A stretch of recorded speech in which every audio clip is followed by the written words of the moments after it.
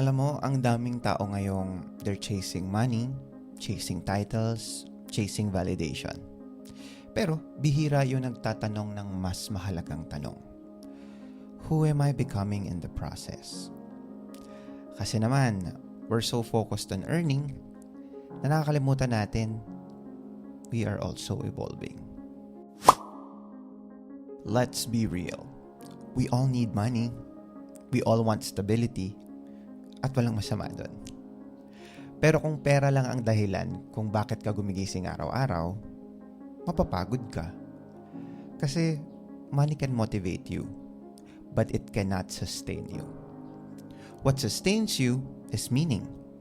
What sustains you is growth. And what sustains you is becoming someone. Hindi lang kumita, kundi ano bang klaseng tao ang binubuo ko. There's a big difference between doing something for money versus doing something to become. When you do things just for money, you count the hours, you count the effort, you count what you're owed. Pero when you do things for becoming, you count the lessons, you count the growth, you count who you are becoming every single day. Hindi ka lang nagtatrabaho, you are transforming. May mga panahon na you will do things that don't pay much and people will say, sayang oras mo dyan, walang pera dyan, or practical ka dapat. Pero ang hindi nila nakikita, you are building something inside you. And ano yon? Skills, character, discipline, confidence. Hindi lahat ng investment, pera ang balik. Minsan, ikaw mismo ang nagiging return. Alam mo yung tipong may gig ka, maliit lang yung TF, pero tinanggap mo pa rin. Hindi dahil sa bayad, kundi dahil alam mong may matututunan ka, may makikilala ka, may mabubuo ka.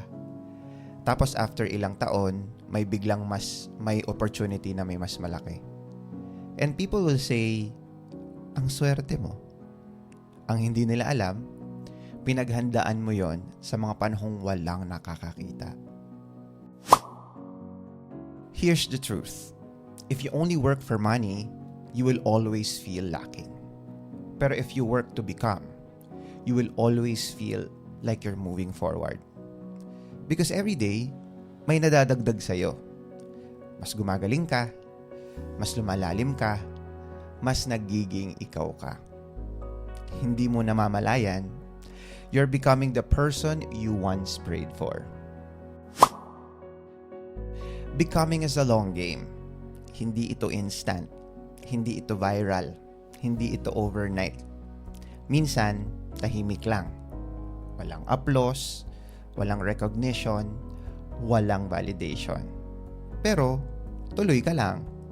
Because one day, everything you're becoming will finally be visible. Hindi mo kailangang piliin ang pagitan ng passion at pera. But you need to understand this. If you focus only on money, you might earn, but you may not grow. If you focus on becoming, you will grow.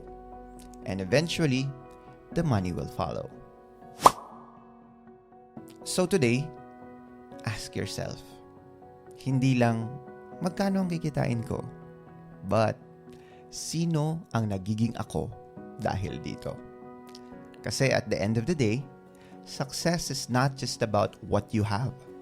It's about who you've become. This is Direct Talk. See you on the next episode.